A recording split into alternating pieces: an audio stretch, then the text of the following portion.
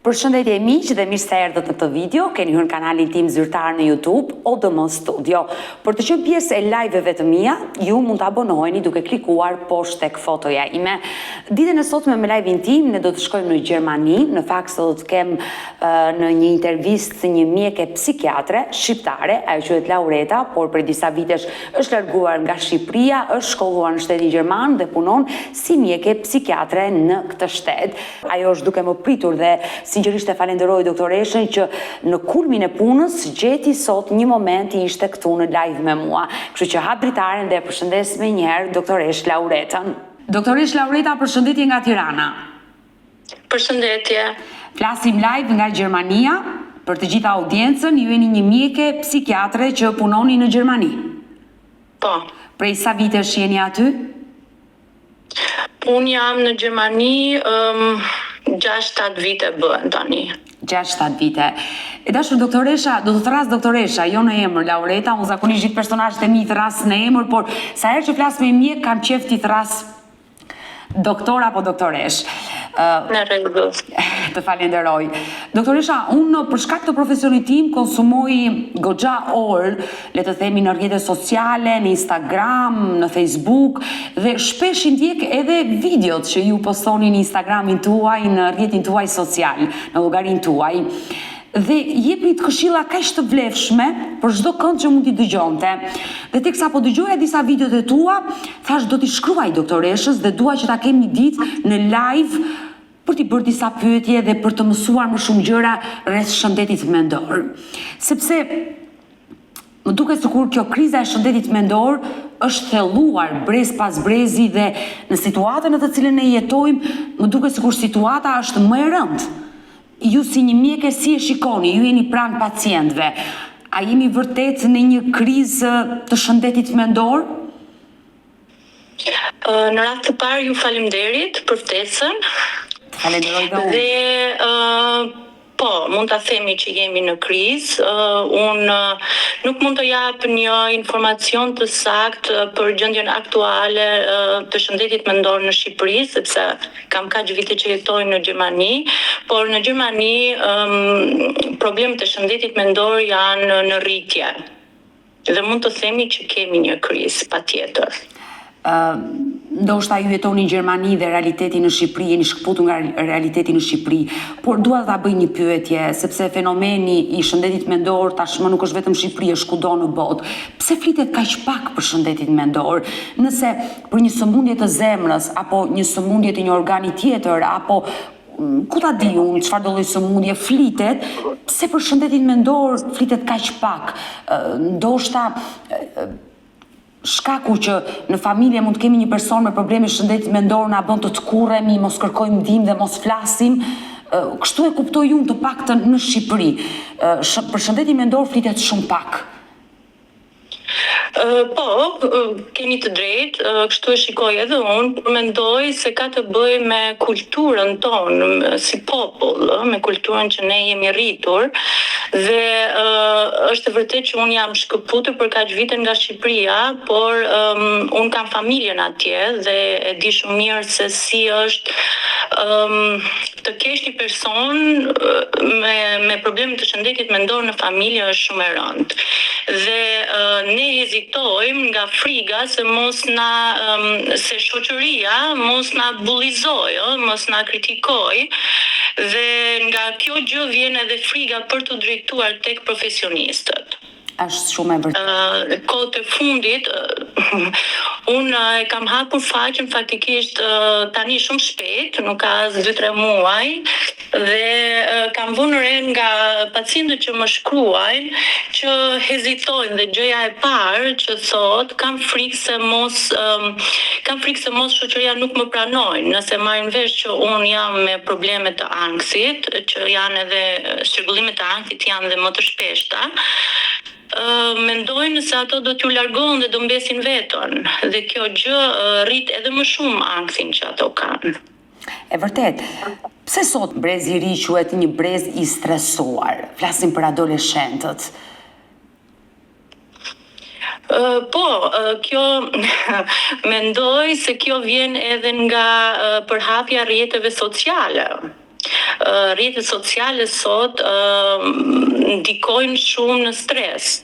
Domethënë krijojnë stres të madh tek adoleshentët dhe adoleshentët e sotëm rrinë gjatë gjithë kohës me telefon në dorë.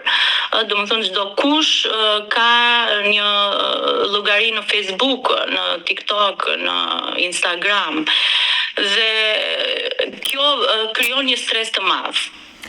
E para e punës mund të them që duke nxjerrë jetën tënde private në Instagram, në TikTok, kudo, mund të marrësh lloj komentesh dhe mund ta shikoj kushdo dhe kjo është një stres në vete. Pra, rrjetet sociale, le themi, ndikojnë në ankth dhe në depresion, jo vetëm për brezin e ri, po për çdo kënd që jetën private e bën publike në rrjetet sociale. Dhe ndikimi i rrjeteve sociale është i fortë, le të themi, tek pjesa më e mirë e individëve që vuajnë tashmë nga ankthi dhe depresioni. Patjetër. Doktoresha,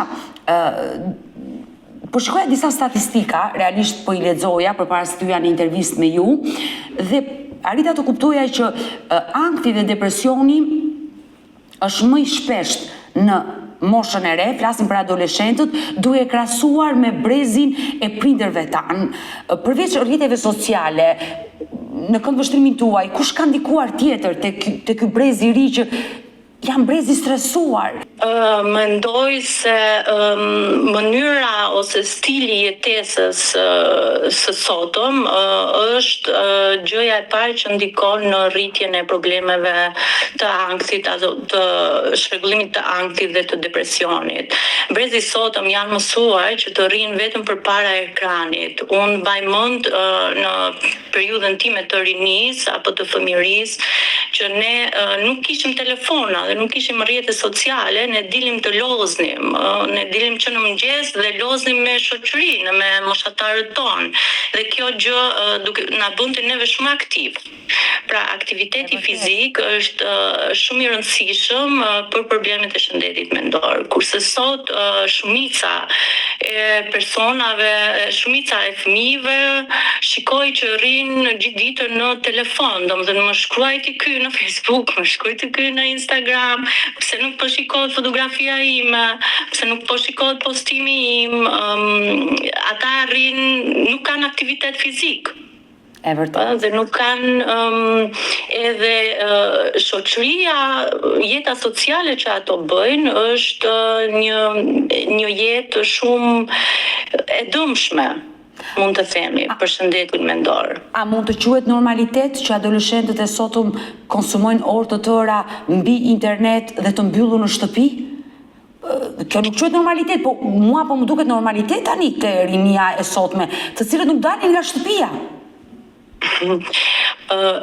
Sigurisht që nuk mund ta quajmë normalitet, por stili I jetesës që është zhvilluar e bën një gjë të tillë. Domethënë bën sot brezi kërkon gjën më të lehtë dhe gjëja më e lehtë, aksesi më I mundshëm, gjëja më e lehtë që ata mund të bëjnë është të rrinë në shtëpi para ekranit dhe të shikojnë në rrjetet sociale. Pra ja ofron mënyra e jetesës se si është zhvilluar me kohën, ja ofron një gjë të tillë dhe ata bëjnë zgjedhjen më të lehtë.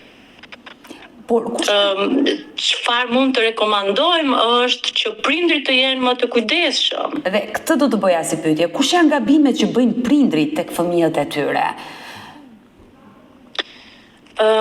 Gabimet, sepse po të themi tani që gabimet që bëjnë prindrit janë të shumta, do I bie që ne po kritikojmë prindrit dhe prindrit e shkret kritikojnë nga të gjitha anët, edhe sepse unë jam vetë prind, kam një djalë 1 vjeç dhe jam gjatë në ankth, apo bëj gjën e mirë, apo e rris mirë, domethënë vetë prindrit janë shumë kritikues Dhe nuk mund të them tani që po bëjnë gabim këtë, po bëjnë gabim atë. Por do t'i rekomandoja që të ishin më të kujdesshëm në periudhën e adoleshentëve për sa i përket rrjeteve sociale dhe telefonit.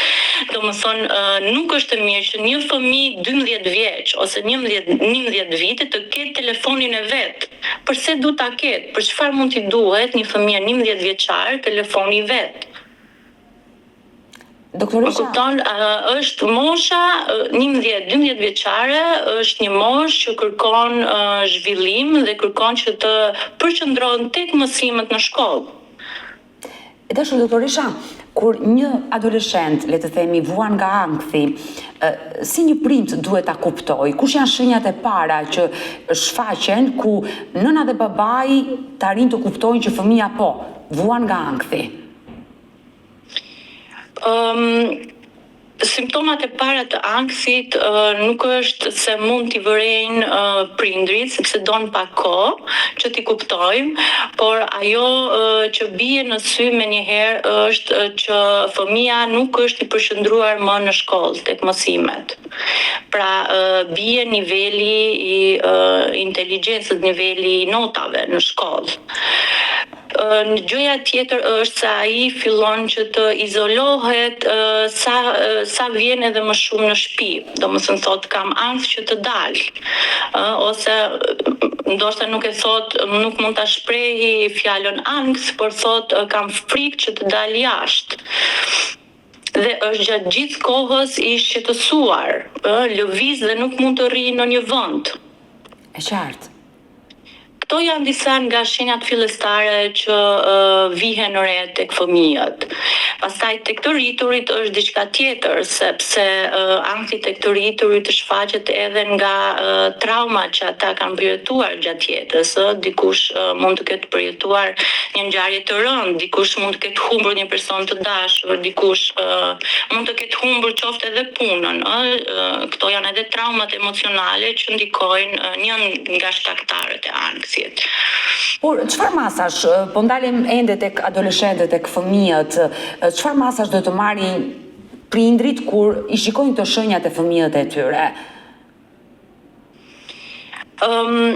Ajo që ne rekomandojmë gjithmonë është që prindi të ketë një komunikim sa më të afërt me fëmijët. Nuk mjafton që ata të flasin vetëm një herë në ditë me fëmijën e tij, sepse janë në punë dhe nuk kanë kohë, por duhet të jetë gjatë gjithë kohës në kontakt të vazhdueshëm me fëmijët e tyre. Domethënë ne si prind kemi përgjegjësinë që të vëzhgojmë se çfarë bën fëmia, çfarë bën fëmia kur ngrihet, çfarë bën fëmia, çfarë don të hajë, ka ngrën apo s'ka ngrën, si sillet fëmia në shkollë, çfarë problemesh ka në shkollë, ka probleme me moshatarët e tij, ka probleme me mësimet, ka probleme me mësuesit. Pra ne duhet të rrim në kontakt të vazhdueshëm me fëmijët për të parë edhe ndryshimet në sjellje që ata kanë.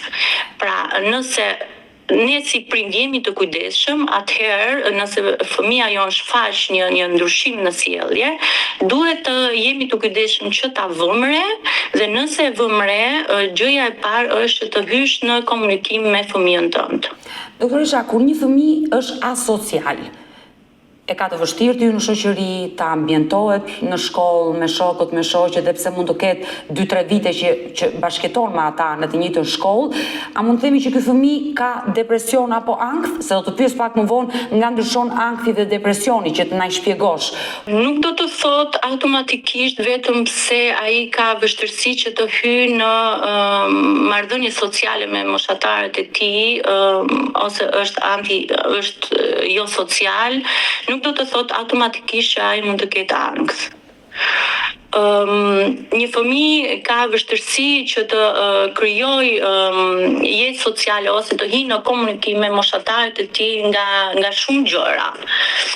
Dhe por një ndër shkaqet mund të jetë edhe sa ai ka ankth. Ajo që rekomandohet, siç ju thash, është të jemi sa më pranë fëmijëve dhe nëse ne arrim ta detektojmë këtë shëgullim që në fillim, kemi mundësinë që t'ju drejtohemi profesionistëve sa më shpejt dhe sa më mirë, sa më shpejt që t'ju drejtohen te profesionistët, aq më të shumta, më të mira janë shanset e përmirësimit.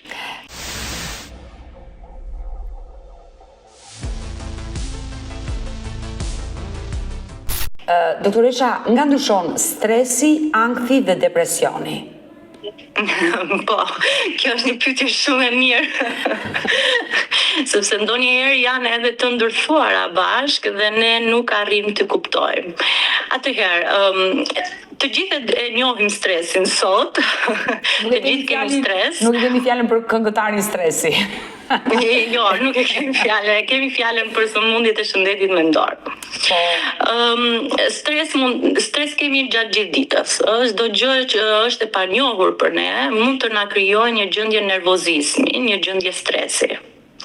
Por nëse ne kemi për një periudhë të gjatë, domethënë stres, nëse ne jemi në një gjendje stresi për një periudhë të gjatë, atëherë mund të na shfaqet ankthi. Shregullimet e ankthit. Dhe kjo periudhë, pak a shumë nëse ne jemi të stresuar për 1 muaj, 2 muaj, mund të themi kemi ankth, kalon ankth?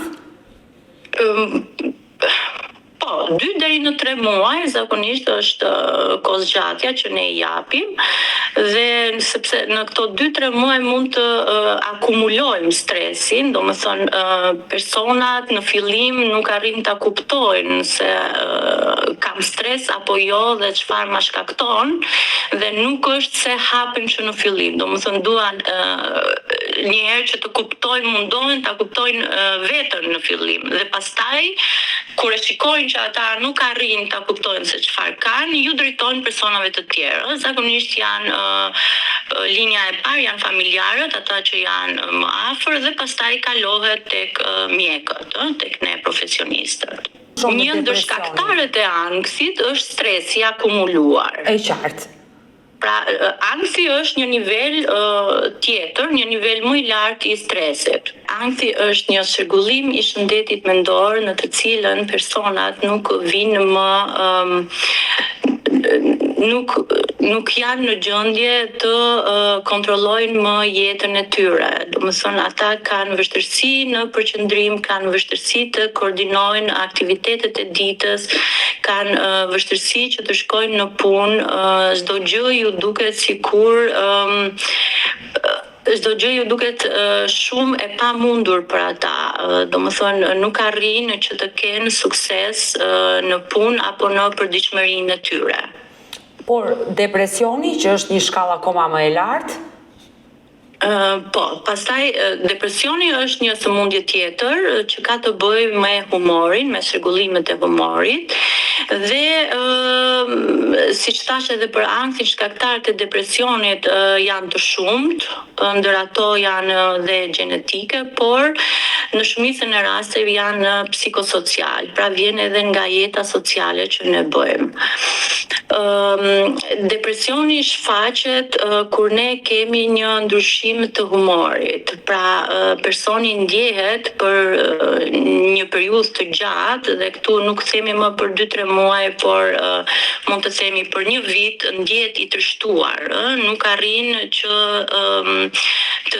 të ndjejë gëzim në përditshmërinë e tij, pra në gjërat që ai ka me familjen, me fëmijët, në punë.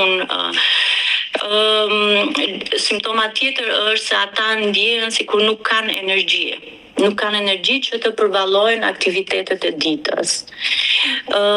Dhe tjetra është që ata nuk kanë motivacion, nga që ndjehen të drishtuar, nuk kanë motivacion që të fillojnë ditën dhe me kalimin e kohës fillojnë të izolohen në shtëpi.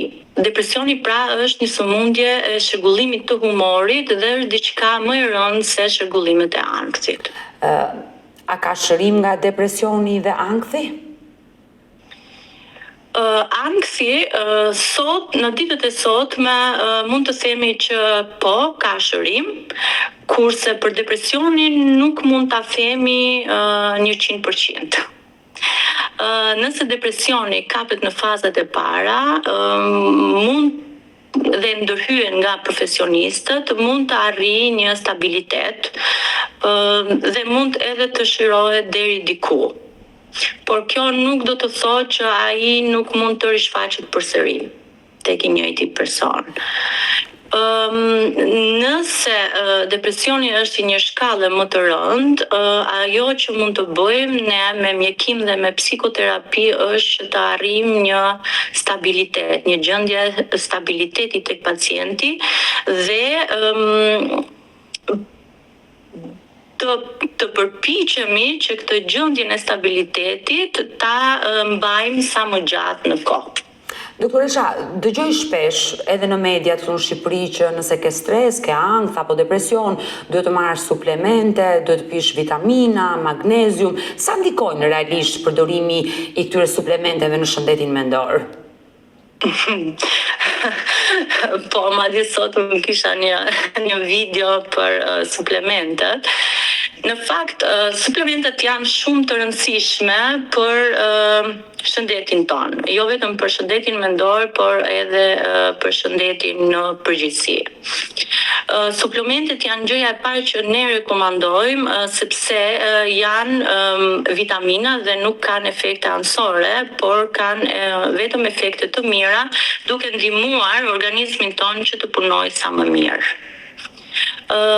Sidomos për anksin, ne hezitojmë që të përshkruajmë sa më shpejt një mjekim, sepse çdo medikament ka efekte anësore. Në ndonjëherë efektet anësore janë më të rënda se sa efektet që mund të na sjellë për përmirësimin e anksit. Dhe ne këtu në Gjermani për anksin rekomandojmë momentalisht vetëm me suplemente dhe psikoterapi.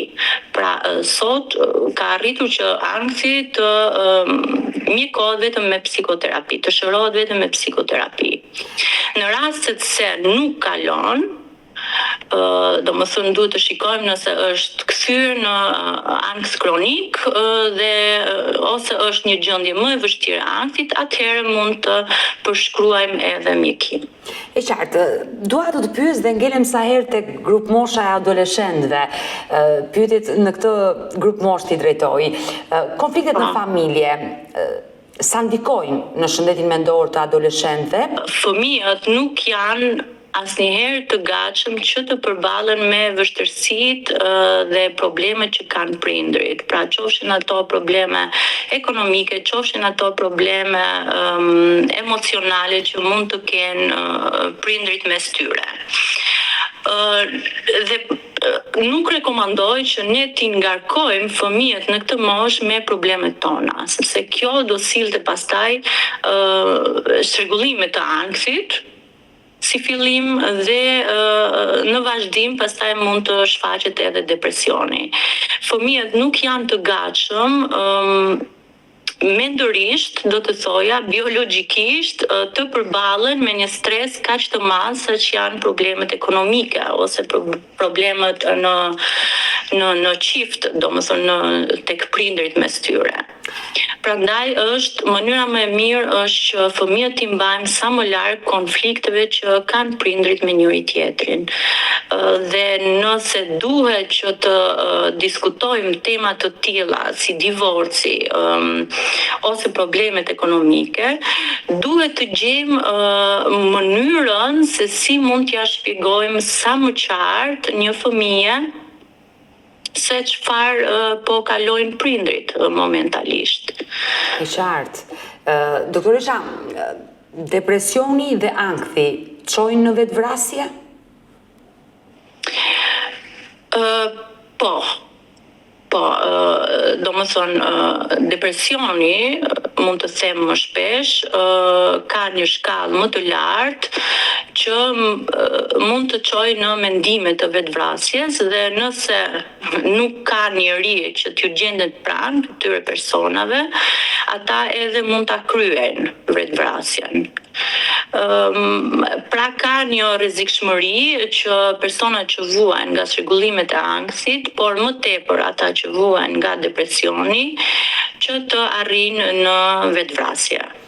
Dhe çfarë duhet të bëj një nën, një baba ku fëmia adoleshent i thot nuk dua të jetoj më? Po, kjo është një pyetje shumë e mirë. Faktikisht edhe specialitetet në psikiatri janë të ndara. Ka specialistë që merren vetëm me fëmijët në një grup moshë të caktuar, deri në moshën 15 vjeç, jo 15, po këtu në Gjermani është deri në moshën 18 vjeç. Po. Dhe më pas nga mosha 18 vjeç e mëtej merren psikiatrët e tjerë, pra për moshat e rritur.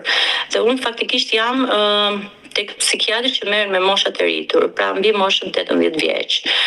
Por në klinikën tonë kemi hapur tani së fundmi edhe një pjesë, një stacion që merret posaçërisht me psikiatrin për fëmijët e vegjël, pra deri në moshën 9-18 vjeç.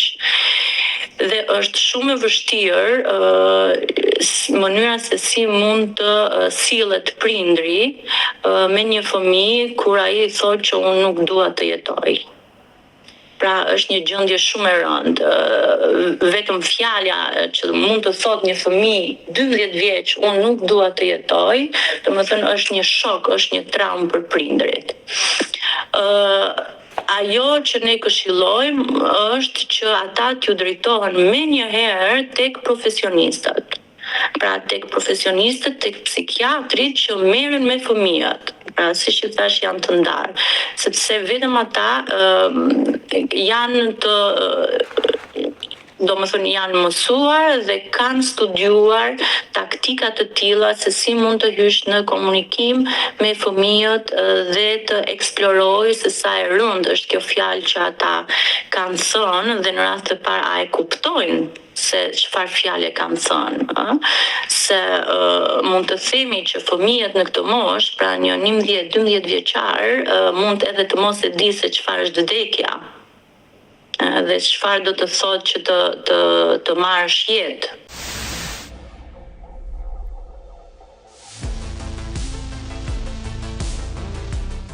Doktoresha, ndodh shpesh tek adoleshentët për shkak edhe të moshës së tyre, por edhe të rritur mbi 18 vjeç që kur kanë ankth apo depresion dhe kur duan dhe kërkojnë ndihmë tek prindrit e të afërmit e miqt, për herë thonë ju nuk më kuptoni. Çfarë do i thoshe sot një adoleshenti që vuan në heshtje nga ankthi apo depresioni dhe mendon që prindrit e tij nuk e kuptojnë, shoqëria nuk e kupton? Po, kjo ndodh shpesh, sepse për vetë faktin që fëmijët janë gjithmonë në një konflikt me prindrit. Duke qenë se prindrit janë personi i parë që janë në kontakt me këtë dhe ndodh një konflikt për arsye sepse edhe kritikohen shpesh nga prindrit. Dhe nëse dashje pa dashje një prind do ta kritikojë fëmijën e vet, por mënyra se si ne kritikojmë fëmijët është shumë e rëndësishme. Kjo ndikon më pas tek shëndeti i tyre mendor dhe kjo krijon edhe atë frikën që ata kanë se kur ose çfarë duhet t'i them prindrit, çfarë duhet t'i tregoj prindrit dhe çfarë jo. Pra, duke qenë se jetojnë bashkëjetesa e bën një gjë të tillë që të kritikohen nga prindit dhe pastaj kjo krijon edhe një gjendje ankthi tek fëmijët dhe një hezitim që ata të hapen për gjithçka dhe që të diskutojnë çdo problem me prindrit e tyre. Do të bëja edhe një pyetje tjetër për sa i përket bipolarëve. Sepse në Shqipëri, siç ju thash, nuk është se populli është shumë i informuar mbi sëmundjet e shëndetit mendor dhe shumica prej tyre, nëse kanë një shqetësim, në rast të parë akoma drejtohen tek neurologu, që është një gjë edhe shumë më e rëndë, se tani nëse ke një problem me shëndetin mendor të tipit ankth dhe depresion ose je i trishtuar, vetëm qan, nuk është se duhet të drejtohesh tek neurologu. Pra neurologu është një fushë tjetër, merret me sëmundjet neurologjike. Por në Shqipëri për shkak të mentalitetit ndodh një gjë e tillë. Është shumë e vërtet. Nuk do të mbaj. Por kohët e fundit kam vënë re se ndoshta edhe nga informacionet që marrin në rrjetet sociale është përhapur pak edhe ideja se çfarë është një psikiatër dhe çfarë është një psikolog. Pra, në rast të parë për probleme të tilla duhet të drejtohemi tek psikologu. Por nëse do flasim pastaj për bipolaritetin, është një çrregullim, një sëmundje mendore komplet tjetër, por që ka dy pole. Siç e thot edhe vetë fjala, bipolaritet, kjo sëmundje ka dy pole. Pra është një shërgullim e humorit që ka të bëjë me depresionin dhe me manin në rastin kur ne jemi shumë të gëzuar. Pra humori jon është shumë lart. Është një gjendje euforie. Shërgullimet bipolare janë të shumta dhe në shumicën e rasteve ndahen bipolar 1, bipolar 2 dhe fillojnë me një gjendje depresioni. Pra mund të fillojë me depresion dhe një pacient mund të jetë për një kohë shumë i trishtuar, domethënë i izoluar në shtëpi, nuk do të bëjë asgjë, nuk ka asnjë lloj energjie dhe asnjë lloj motivacioni që të merret me aktivitetet që i ka bërë më përpara dhe më pas vjen në fazë kur ai është le të themi që ka një ndryshim komplet të humorit. Pra, ka shumë kënaqësi që të dali të bëjë aktivitete, ka shumë kënaqësi që të dali të blejë gjëra edhe pse nuk i mjafton, edhe pse nuk ka lek, don të bëjë gjëra që nuk i ka bërë më përpara. Pra, ka një energji tepër të madhe. Dhe është një sëmundje e cila mbahet në kontroll, por jo se shërohet. Po, mund të them që të gjitha shërgullimet e shëndetit mendor, sëmundjet e shëndetit mendor, nuk është se mund të shërohen plotësisht, por mund të stabilizohen me anë të medikamenteve. Dhe sfida jon si psikiatër është që ne të zgjasim sa më shumë fazën e stabilizimit. Doktoresha, por ushqimet sa ndikim kanë? Sigurisht që ushqimet kanë një ndikim në shëndetin tonë mendor. Ne rekomandojmë çfarë janë të mira për trurin, çfarë janë të mira për zemrën. Por jo vetëm, domethënë nuk është se ne sot mund të themi nëse han gjithmonë shëndetshëm, nëse han gjithmonë këto ushqime që bëjnë mirë për trurin, ti nuk do të sëmurësh nga shërgullimet e shëndetit mendor, nga sëmundjet mendore. Domethënë luajnë një rol, por nuk janë gjithçka. Për mua ishte një kënaqësi që unë të pata sot në këtë live dhe ishim të dyja së bashku në intervistë, doktoresha, dhe ju përgjigje pyetjeve të mia me na dhënë një informacion, por doja ta mbyllja me një mesazh dhe mendoj që siç më ke mua përballë, ke një pacientin tënd, një adoleshent që vuan nga ankthi apo depresioni, kush është mesazhi që do t'i jepte një doktoresh psikiatre pacientit të vet? Një pyetje shumë e mirë. Ju falenderoj dhe unë, Odeta, ishte një kënaqësi edhe për mua. Mesazhi që ne ju japim çdo ditë pacientëve, por më tepër adoleshentëve është ju lutem, mundohuni që çdo problem në rast të parë t'i drejtoheni prindrit. Nëse nuk keni 'një prind që ju mund të komunikoni, i afërmi tjetër që mund të jetë përveç prindrit janë moshatarët tanë. Dhe nëse ju nuk mund të flisni hapur me prindrit tuaj, atëherë ju lutem, flisni për problemet tuaj me një moshatar të cilët i besoni. Dhe nëse nuk arrini të gjeni mbështetje nga këto persona, ju lutem drejtohuni tek një mjek, cili do që të jetë në qoftë mjeku i familjes ose më pas tek profesionistët e shëndetit mendor. Por në Shqipëri besoj se mjeku më i afërt është mjeku i familjes. Mjeku i familjes. Doktoresha, ju keni mbaruar studimet për mjekësi, por çfarë do të tërhoqi te psikiatria? Çfarë më tërhoqi tek psikiatria? Do të thoja që jeta këtu në Gjermani dhe ajo që përfundova në psikiatri ishte rastësore, në fakt, sepse në fillim isha shumë e përqendruar tek sëmundjet interniste. Dhe doja që të studioja më tepër në mjekësi për sëmundjet interniste. Këtu në Gjermani janë të përfshira të gjitha në një emër internist, quhen kardiologët, pneumologët, endokrinologët, janë të gjithë së bashku. Por ajo që vura re ishte këtu që të bëhesh një mjek internist kërkonte shumë angazhim dhe nuk të jepte hapësirë për kohën e lirë, për jetën private. Dhe mënyra se si përfundova pastaj në psikiatri dhe më pëlqeu është që psikiatria të jepte një fleksibilitet, që të kishe mundësi që të merreshe me kohën e lirë, me jetën private. Dhe në ditët e sotme,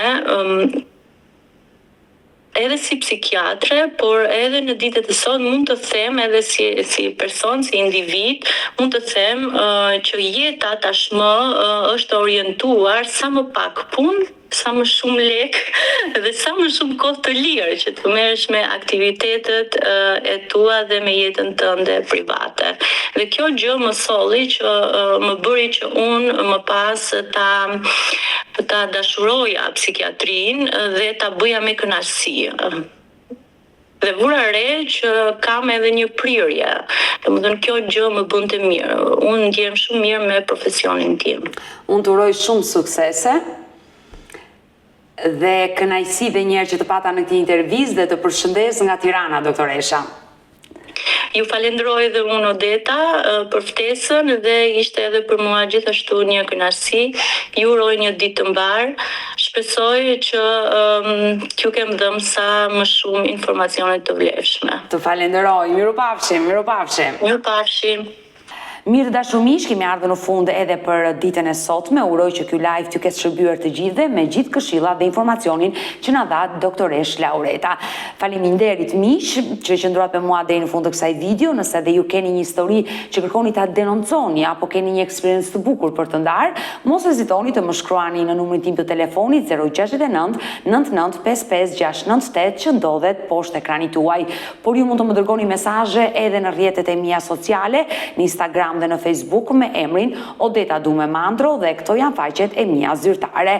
Ndërsa këtu lart tek fotoja ime mund të klikoni dhe të abonoheni, të bëheni pjesë e kanalit tim zyrtar në YouTube, ku çdo paradite jam live me jo vetëm histori njerëzore, por edhe me specialistë, siç ishim sot me doktoreshën Laureta, e cila na dha shumë këshilla për sa i përket shëndetit mendor. Në ditët në vijim do të jemi edhe me mjek të tjerë, do të flasim për sëmundje të tjera, kështu që më ndiqni çdo ditë live ora 10. Mirupafshim.